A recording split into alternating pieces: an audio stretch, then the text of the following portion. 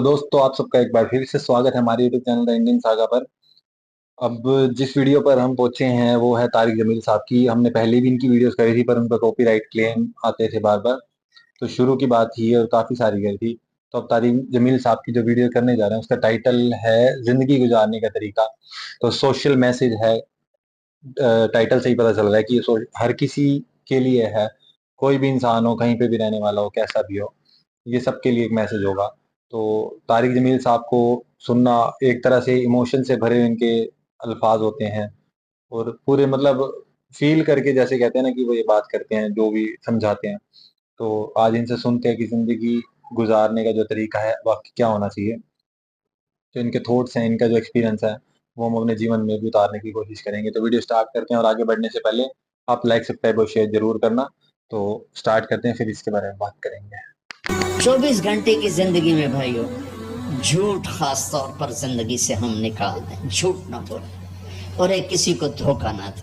मेरे नबी ने फरमाया मेरा उम्मती हर गुनाह कर सकता, दो नहीं कर सकता, एक झूठ कभी नहीं बोलेगा, एक धोखा कभी नहीं देगा। तुम झूठ ना बोलें, धोखा ना दें, जुल्म ना करें, ज्यादती ना करें। जुल्म ज्यादती से अल्लाह का गजब हरकत में आ जाता है। मेरे नबी ने फरमाया मन आदा ज़िम्मियन फ़क़द आदानी, जिसने किसी गैर मुस्लिम को भी दुख पहुंचाया तो उसने मुझे दुख पहुंचाया। जिसने किसी गैर मुस्लिम को दुख पहुंचाया उसने मुझे दुख पहुंचाया। मेरे नबी ने तो अपने साथ रहने गैर मुस्लिमों के साथ इतनी रहमतुल लिल आलमीन का सबूत दिया। हम उनके बर्तन भी अलग करते, वो बर्तन को हाथ लगाने में धो, बर्तन धो के लाओ, इतनी नफरत का इजहार।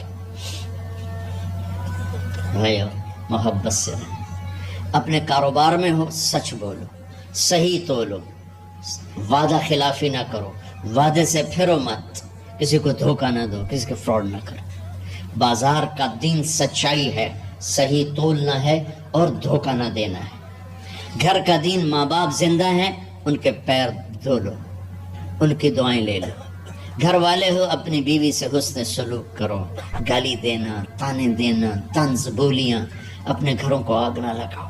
हमारा जॉइंट फैमिली सिस्टम है, माँ बाप को अपना मकाम दो, बीवी को अपना मकाम दो।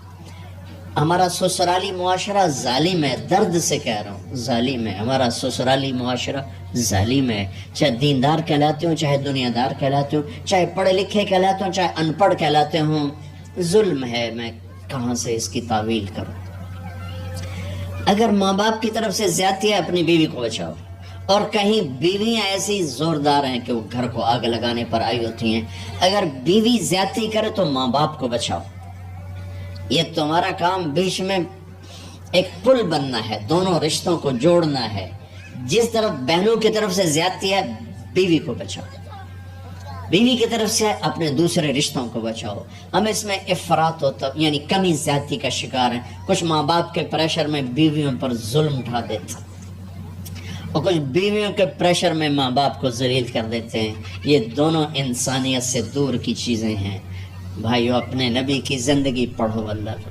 मेरे नबी की एक हदीस सुनाऊं। मेरे नबी ने फरमाया ये जो मेरे मदीने वाले लोग हैं ना, ये बड़े अच्छे हैं। इनके घर में जब किसी की डोली उतरे ना तो उसे यूँ लगता है जैसे मैं अपने माँ बाप के घर ही आ गई।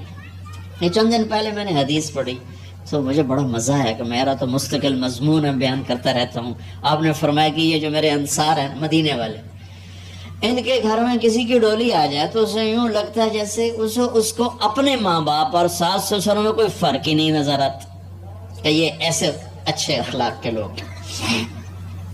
चलो अगर ये नहीं हो सकता तो कम से कम ये नफरत तो ना हो। लगाई बुझाई, लड़ाई झगड़े, तलाकों की शरह बढ़ चुकी है सिर्फ ज़बान की बदतमीज़ी पर, सिर्फ ज़बान की बदतमीज़ी पर, सिर्फ ज़बान की बदतमीज़ी पर तलाकों की शरह बढ़ चुकी।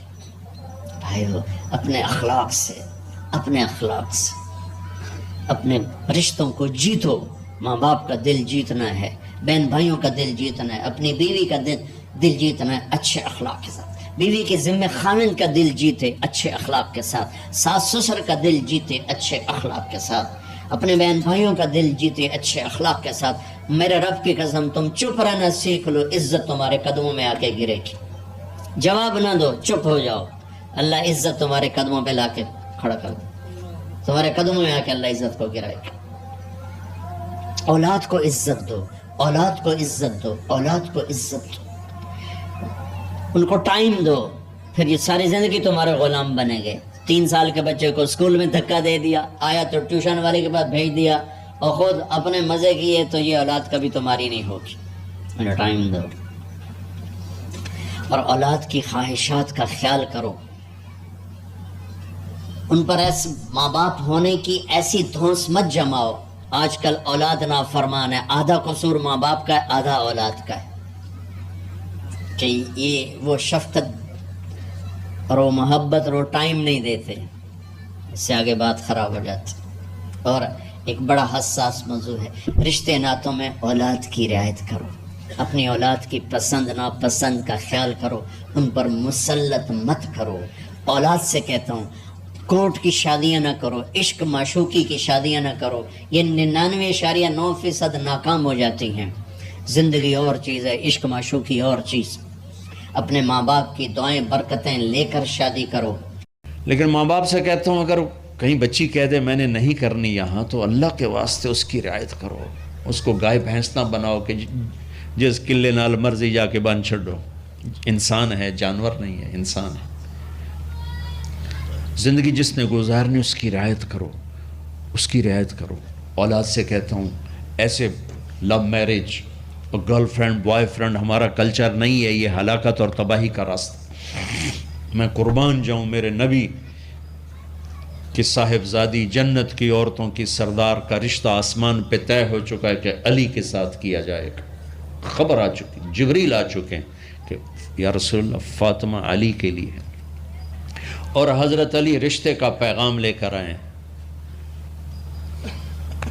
और आप फरमा रहे हैं इंशाअल्लाह। हाँ नहीं की का इंशाअल्लाह, हाँ तो हो चुकी है, इंशाअल्लाह हाँ क्यों नहीं की, हाँ हो चुकी। आपको सबक सिखाने के, हमें शरीयत सिखाने के। घर तशरीफ ले गए, फातिमा बेटी अली का रिश्ता आया है, हाँ कर दो। अल्लाहू अकबर। जब जिब्रील आके बता चुके हैं कि ये रिश्ता हो चुका है आसमानों पर, अल्लाह ने कह दिया है कि फातिमा अली का के हाथ में दी जाएगी, फिर ये क्यों पूछ रहे हैं बेटी अली का रिश्ता आया है, हाँ कर दूँ। हमें सिखाने की कि कितनी बच्चियाँ सिसक के ज़िंदगी गुजार देती हैं, माँ प्यो ज़बरदस्ती कर देते, कितने बच्चे सिसक सिसक के ज़िंदगी गुजार देते हैं कि माँ बाप ज़बरदस्ती कर देते। भाई अल्लाह के वास्ते शरीयत पढ़ो, दीन पढ़ो, नबी की ज़िंदगी पढ़ो। हज़रत फातिमा रज़ी अल्लाह तआला अन्हा का इनकार करना था क्या? खैर आजकल की शरीफ बच्ची बेचारी चुप करके कहती ठीक है जी, जी मैं माँ प्यो दी मर्जी। तो फातिमा जैसी हस्ती कोई तस्वर कर सकता है? कहेंगी नहीं। वहाँ से इकरार ही था, लेकिन हमें पैगाम देना था, सिखाना था। कहा या रसूलल्लाह जैसे आपकी मर्जी। अली जाओ लोगों को बुलाओ। फिर लोगों को बुलाया, फिर आपने निकाह पढ़ाया, फिर रुस्ती हुई, बुला कर आपने फातिमा का हाथ पकड़ा और यूँ अली के हाथ में देकर कहा अली तुम्हें नबी की बेटी मुबारक।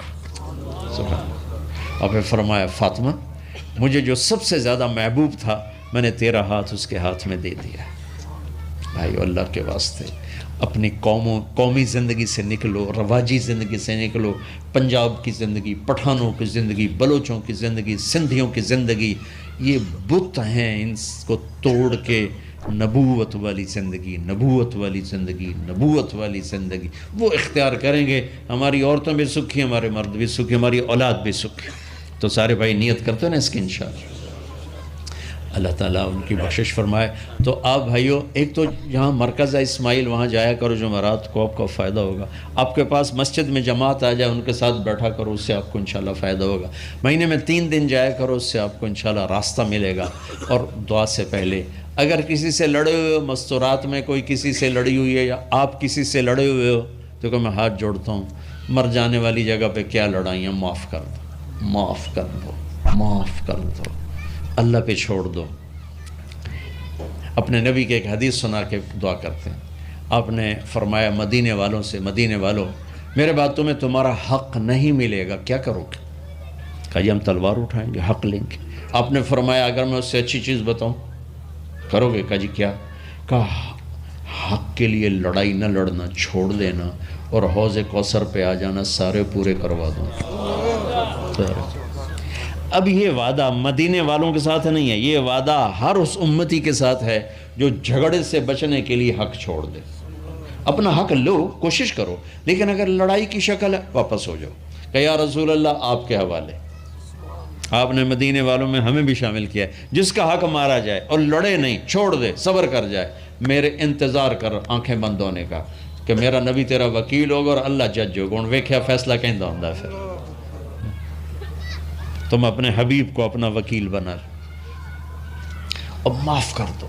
औरतें भी माफ़ कर दें, आप भी माफ़ कर दें, गले लगो, उम्मत बनो, मोहब्बत से रहो। क्या 4 दिन की ज़िंदगी में नफ़रतों की आग भड़काना, मोहब्बत के फूल बखेर के चले जाओ। क्या जुल्मतें फैलाना, अपने हिस्से की शमा जला के चले जाओ। दसो जी की सीखा जे हैं? बहुत ही बढ़िया वीडियो हूं तो कह रहे हो लड़ते रहने वार वेले तुसी सबसे बढ़िया है। बहुत मस्त है हैं? मानना करो तुसी लड़ दो सर गंदा बोलती रहे कोई ना गूंगी नल के लड़सा बताओ सर। तो आप ही बताओ सबसे पहले कि आपको ये वीडियो कैसी लगी, क्या सीखा, क्या समझा और क्या हमें यूज करना चाहिए अपनी लाइफ में इन शब्दों को, जो भी है बहुत ही अच्छी वीडियो मुझे ये लगी। सबसे पहले तो यही कहना चाहूंगी कि धोखा कभी किसी को नहीं देना चाहिए। किसी के मन में प्यार जगा के फिर उसके साथ गलत करना मतलब धोखा देना, ये सबसे बड़ा गलत है। जो भी होता है हमें पहले ही क्लियर कर दो, हर बात किसी भी तरह की, पर धोखा कभी किसी को नहीं देना चाहिए। और भी बहुत कुछ इन्होंने कहा, हाँ माँ बाप से मतलब कि लेकर। माँ बाप की मर्जी से, अगर मतलब जैसे किसी भी बच्चे की शादी होती है तो अगर माँ बाप की मर्जी से हो तो वो भी बढ़िया होता माँ है। बाप पूछ लें। हाँ और पूछ ले। और आजकल और भी बहुत कुछ इन्होंने कहा था कि भाई जैसे कि भाई प्यार से बोलो, आप कोई बात नहीं भाई। आपस में प्यार से रहो, लड़ाई झगड़े में क्या रखा है। तो आप बताओ, आप क्या कहना चाहोगे? आपने पूरी वीडियो सुनी? हाँ बहुत ही अच्छी वीडियो, बच्चे से लेके बूढ़े तक के लिए सबके लिए हिदायतें दी गई हैं कि आपको अपनी जिंदगी कैसे बितानी है। ये नहीं है कि हम बच्चों से उम्मीद रखें कि बच्चे हमारी इज्जत करें या कुछ करें और माँ बाप बच्चों की इज्जत ना करें तो ये भी गलत है। कहते हैं ना कि हम किसी को जो भी देंगे वही पलट के हमारे पास आएगा। अगर हम बच्चों के साथ अच्छा व्यवहार नहीं करेंगे तो जाहिर सी बात है कि आने वाले कल में बच्चे भी हमारे साथ अच्छा व्यवहार नहीं करेंगे। तो ये छोटी छोटी बातें हैं जिनको हमने सीखना है। बाकी जिंदगी के आम रहने बोलने चालने, जिंदगी बिताने में किसी के साथ व्यवहार है, धोखा है, इन सब चीजों के बारे में बहुत अच्छे से इन्होंने समझाया है। जो कि आज तक हमें बड़े बुजुर्ग या हम जहाँ भी जाते हैं सत्संग वगैरह में तो हमें ये बातें हर जगह पे समझाई जाती हैं। और अपने आप में हमें ये भी अपने आप से क्वेश्चन करना चाहिए कि ये बातें हमें बार बार क्यों समझाई जाती हैं। क्या हम इन बातों पे कोई खास अमल नहीं करते हैं ना, इसका मतलब जो बार बार हम बातें सुनते हैं और फिर सोचते हैं हाँ ऐसा करना चाहिए, ऐसा नहीं तो हमारे अंदर से आवाज आ जाती है कि हम हाँ ऐसा करते हैं। जो करता होगा ना तो उसके आवाज दिल से ये आवाज कभी नहीं आएगी कि हमें ऐसा करना चाहिए, उसकी आवाज आएगी कि हाँ हम ऐसा करते हैं। तो ये बहुत अच्छी वीडियो है, बड़े बुजुर्गों के लिए भी, बच्चों के लिए भी, सामाजिक सोशल हमारी लाइफ के लिए भी कि हमें क्या किस तरह से मतलब टोटल मिला के एक जिंदगी जीने की कला बताई है इन्होंने। टाइटल भी भैया जिंदगी गुजारने का तरीका। हाँ वही जिंदगी जीने की एक कला दिखाई है। तो आप बताओ, आप क्या कहना चाहोगे जिस तरीके से आपने सुना कि भाई एक लड़की के लिए, भाई एक माँ बाप को, चाहे वो उन्होंने वो एग्जाम्पल भी दिया था कि रिश्ता तो तय हो गया था और किसी ने इनकार नहीं करना था, जब रिश्ता ही आया डायरेक्ट, तो फिर भी उन्होंने ये जी करके दिखाया एक तरीका, भी स्पेशल जान के पूछ के दिखाया, ताकि ये तो चलो हमारे लिए जिब्रील का उनका आ गया, वो आ गए बोलने के लिए, भाई आम इंसान के लिए तो नहीं आने वाले। तो तब वो क्या करेगा? तब उन्होंने करके दिखाया कि चलो ये तो मैसेंजर थे, ठीक है, हमें परमात्मा का डायरेक्ट मिल गया, भाई आम लोग जो आम वो है उनको नहीं मिलेगा, इसलिए उन्होंने ये तरीका दिखाया कि अपनी बेटी से पूछ के दिखाया। क्योंकि जो वो करेंगे तो वो भी तो वही करेंगे ना, क्योंकि वो उनके सेंटर है वो, बिल्कुल। तो ये कहते हैं ना भाई, हम शुरू से कहते हैं कि जो नबी पर मतलब जो आते हैं या महापुरुष आते हैं, वो जी करके दिखाते हैं वो तरीका। उन्हें पता होता है कि ऐसा सब कुछ है, फिर भी वो जी करके दिखाते हैं उस तरीके से। तो इसी से आप अंदाजा भी लगा सकते हो उनकी लाइफ में बीतने वाले जिन्हें सुख दुख थे टेस्ट, वो भी उन्होंने जी करके दिखाए कि ऐसी कंडीशन में भी दिया जा सकता है। बाकी आपने देखा कि और भी जैसे आजकल के बच्चों के ऊपर बोझ बना रखा है, बच्चों से दूरी बना रखी है कि बच्चे स्कूल जाएंगे, फिर ट्यूशन जाएंगे, फिर उसके बाद कोई और एक्टिविटी, फिर कोई और एक्टिविटी, फिर रात को आएंगे, चलो जी सो जाओ। तो माँ बाप के साथ आपने कौन सा अपना ऑरा क्रिएट किया, कौन सी आपकी सेंसेस एक दूसरे से कनेक्ट हुई? जो कनेक्ट ही नहीं, तो बच्चा अपने तरीके से अपनी जिंदगी को संवारेगा, तो फिर उसके बाद उसमें बच्चे का तो 90% रोल ही ना रहा, क्योंकि आपने ही उस कच्ची मिट्टी को रोल वही दिया। तो फिर आपने ये सब सुना, आप बताओ क्या कहना चाहोगे? पहली बात तो इतनी प्यारी वीडियो थी कि अगर ऐसे बड़े लोग हमारे जो उम्र में जो बड़े होते हैं, ऐसे लोग अगर हमारे समाज में हैं, तो कोई भी जनरेशन अपना रास्ता नहीं भटकेगी। अगर ऐसा ज्ञान देने वाले, ऐसी समझ देने वाले, जो ये नहीं कि वो सिर्फ़ एक चीज़ तक सीमित है कि अगर हम बड़े हैं, कोई बड़ा है तो सिर्फ़ वो ही सही हो सकता है या कोई छोटा है तो वो उनको गलत की भी इज़्ज़त करनी चाहिए क्योंकि सिर्फ़ वो बड़े हैं इस वज़ह से। ये मतलब इनको देख के, इनकी बातों से ही पता लग रहा है कि ये कितने खुले विचारों के, इनकी कोई एक सोच की बिल्कुल लिमिटेड नहीं है। किसी एक विचार तक सीमित या किसी एक रिश्ते तक सीमित नहीं है। बड़े बड़े इसीलिए ही बड़े कहलाते हैं क्योंकि अगर उनकी ऐसी सोच है तो वो हर जनरेशन को रास्ता दिखा सकती है, चाहे वो कोई भी जनरेशन हो, चाहे वो छोटे हों, चाहे वो बड़े हों। तो पहली बात तो इनके विचार ही इतने खुले हैं कि उनको सुन के इतना अच्छा लग रहा है। और दूसरी कि उन्होंने जो-जो टॉपिक पे बातें करी वो मतलब आजकल सोशल कंसर्न पे ही बातें करी हैं सारी, चाहे वो घर के रिश्ते हों, चाहे वो मतलब कोई भी आपस में मनमुटाव हो, वो इन्होंने इतनी आसानी से सारी बातें क्लियर कर दी। भाई उन्होंने कहा ना, बच्ची गाय थोड़ी ना कि जाके बांध दो कहीं पे हाँ, भी। कहीं पे भी बाँध दो, वो तो एक मर्ज़ी की भी बात आ जाती है। एक प्रॉपर कंसर्न की बात आ जाती है कि भई माँ-बाप को भी सोचना चाहिए कि बच्चा कहाँ जाना चाह रहा है या बच्चे को भी सोचना चाहिए। पहली बात तो खुद के बारे में ही मतलब चाहे वो लड़का हो, चाहे वो लड़की हो, उनको सोचने का पूरा हक है। और दूसरी बात कि अगर परिवार, माँ-बाप उनके समझने वाले तो बच्चे ईज़िली उनसे बात कर पाते हैं, अपनी मर्ज़ी बता सकते हैं कि उनको फिर कहीं पे भागने की या कोर्ट मैरिज करने की ज़रूरत नहीं पड़ती है। माँ-बाप को भी इतने खुले विचारों का होना चाहिए कि अगर बच्चा कहीं पे कुछ सोच रहा है तो वो उसको सुन सके आराम से बैठ के, जैसे ये समझा रहे थे। और दूसरा रिश्तों की बात करी कि अगर कोई भी चाहे सही हो, साथ उसी का देना चाहिए। तो ज़रूरी नहीं है अब कोई भी रिश्ता हो, चाहे वो बड़ा हो, हमारे बड़े बूढ़े हों या बच्चा हो, है तो वो भी इंसान ही। गलती तो वो भी कर सकते हैं, सोच तो उनकी भी कई बार गलत हो सकती है। तो हर रिश्ते को एक ही लेवल पे इज़्ज़त देने को कहा गया है। और आगे की जो वही शादी वाली बात की कंसर्न होना चाहिए लड़कियों का भी। और दूसरी क्योंकि उन्होंने जैसे उन्होंने कहा ना, परिवार में शादी का कंसर्न ये है कि हाँ, हाँ। परिवारों के अंदर कई बार माँ बाप गलत निकल जाते हैं, कई बार लड़कियां गलत निकल जाती है, कई बिल्कुल, बार बिल्कुल। मतलब कोई भी गलत निकल सकता है। हुँ। अगर जो भी आपके बीच में बढ़िया बंदा हो, वो पुल का काम करे, उनके हाँ, कहने का ये मतलब ये भी था एक। बिल्कुल। और दूसरा तीसरी बात जो उन्होंने एक वो टॉपिक कंसर्न लिया था कि बच्चे को टाइम ही नहीं दे पा रहे हैं माँ-बाप। वो भी बहुत गलत बात है कि हाँ, कई बार समझ सकते हैं कि दोनों पेरेंट्स वो होते हैं, पूरे वर्किंग होते हैं, उनके पास गलत है इतना ना फिर, हाँ, तो वही तो वो कह रहे गलत है, दोनों कई पेरेंट बार वर्किंग क्यों है फिर, कई इतनी बार क्या? फाइनेंशियल कंसर्न्स ऐसे हो जाते हैं कि इंसान को बट वो टाइम को इतना मैनेज कर सकते चाहे बेशक रात को 1 घंटा। ज़रूरी नहीं है कि अगर आपका बच्चा पढ़ाई कहीं ट्यूशन से पढ़कर आ रहा है तो आपको पढ़ाई ही लेकर बैठनी है। आप उससे कोई और बातें कर सकते हो। आप पूरे दिन में क्या बीती है बच्चे के साथ, उसने क्या-क्या कहाँ पे क्या किया, स्कूल में क्या किया, ट्यूशन पे क्या किया, वो चीज़ें हम कर सकते हैं। ज्ञान की बातें हम उनको दे सकते हैं, जो उन्हें ना तो वो स्कूल से मिल सकता है, ना ही वो कोई ट्यूशन टीचर उन्हें दे सकती है।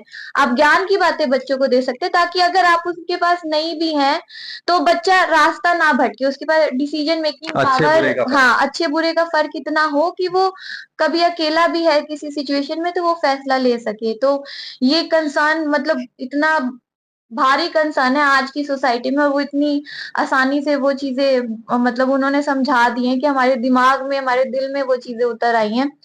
और जो लास्ट में उन्होंने बोला कि कोई भी कल्चर को फॉलो नहीं करो, सिर्फ़ एक जो नबी हमारे आई थिंक उनकी यही नबूवत कंसर्न था। नबूवत नबूवत वाली जिंदगी होती है। इन्होंने कहा था हाँ, हाँ। कि आप मतलब किसी स्टेट के या किसी मतलब एक जात से या किसी उससे ना बंधे हो, हाँ हाँ, आप नबूवत वाली जिंदगी, नबूवत में जो आपके नबी जो ने जी जो है, नबी ने जिया है, वही तो उनका मकसद हाँ, था कि भाई कि हम उस पे जो जी उतर रहे आओ, हैं, हाँ। उस ज्ञान को अपने जीवन में वरना तो उतारो। जो हम मोहम्मद साहब की जिंदगी देख रहे हैं, उनको इतना दुख सहने की क्या जरूरत थी। वो एक एग्जाम्पल कायम करते हैं सोसाइटी के अंदर, ताकि आगे आने वाले जो लोग हैं वो मेरी जिंदगी को देखकर ही वो चीज कहीं सीख सके। तो वो लास्ट लाइन तो मतलब बहुत ही अच्छी थी उनकी, पूरा प्रॉपर तरीके से। आज की वीडियो बहुत अच्छी रही। बहुत अच्छे टॉपिक इन्होंने कुछ आपके सामने रख दिए, और जो हमने सीखा, जो मेरे को बहुत अच्छा लगा, स्टार्टिंग से इन्होंने कहा था कि भाई जिसने गैर मुस्लिम को भी दुख पहुंचाया ना, नबी कहते हैं कि उसने मेरे को दुख पहुंचाया। मतलब वो ये बात इसलिए नहीं कह रहे कि आपने किसी और को दुख पहुंचाया, उन्होंने ये बात इसलिए भी कही होगी कि भाई भाई मेरे शिष्य अगर ऐसा करेंगे, या जो मेरे को, मेरे साथ जुड़े हुए हैं, जो परमात्मा को मानने वाले बंदे, वो ही ऐसा करेंगे, तो फिर कौन ठीक करेगा। कहने का मतलब है कि किसी भी इंसान को धोखा नहीं देना चाहिए, हाँ, कोई भी हो, किसी भी तरह का। हाँ, तो मैं वही कह रहा हूँ कि भाई गैर मुस्लिम को भी, चाहे इंसान वो, ये उनसे उनसे तो यही आशा रहती है, अगर वो मुस्लिम है और वो गैर मुस्लिम के साथ करें, तो फिर दोनों में फर्क आया करेगा। तो इसलिए कह रहे हैं कि मुस्लिम अगर वो प्योर बन चुके हैं, ईमान वाले हो चुके हैं, तो उनकी रिस्पॉन्सिबिलिटी समाज के लिए और भी बढ़ जाती है। जो परमात्मा को मानने लग जाते हैं, उसकी शिक्षाओं पर, नबूवत वाली शिक्षाओं पर चलने लग जाते हैं। पहली और आखिरी लाइन ये एक से कनेक्टेड है। तो हमें ऐसा जीवन जीना चाहिए जैसा वो जी करके गए हैं, किसी के ऊपर बेवजह वो नहीं करना चाहिए। और बहुत अच्छी दो बातें जो मेरे को, बाकी तो इन्होंने कवर कर ली। एक जुबान की बदतमीजी की इन्होंने बात करी थी। वाकई जुबान कितना बड़ा हथियार है, ये तो आप सबको ही पता है कि जुबान ही हथियार है एक्चुअली में। और हम कहीं ना कहीं एक बड़प्पन दिखाने के लिए, या अपने आप को प्रदर्शित करने के लिए हम करते हैं, जिसमें हम भी, खुद भी शामिल है। हम अपने आप को भी इसी नजर से ही देखते हैं कि जुबान के,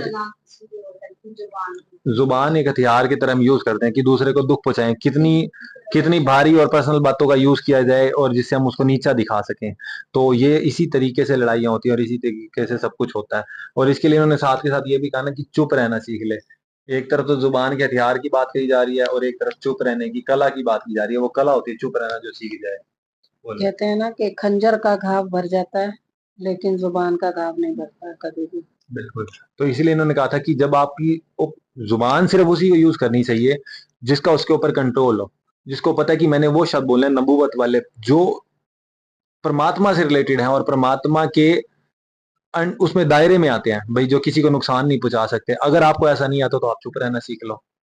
तो बस ये जो हमने थोड़ा सा सीखा, और आपने क्या सीखा, ये आप भी हमें जरूर बताइएगा। बहुत अच्छी वीडियो थी, बहुत। अब इसको किसी और चीज से ना जोड़ते, एक सोशली जो इन्होंने जिस तरीके से अपने ज्ञान और अनुभव से इन बातों को किया है, काफी अच्छा है।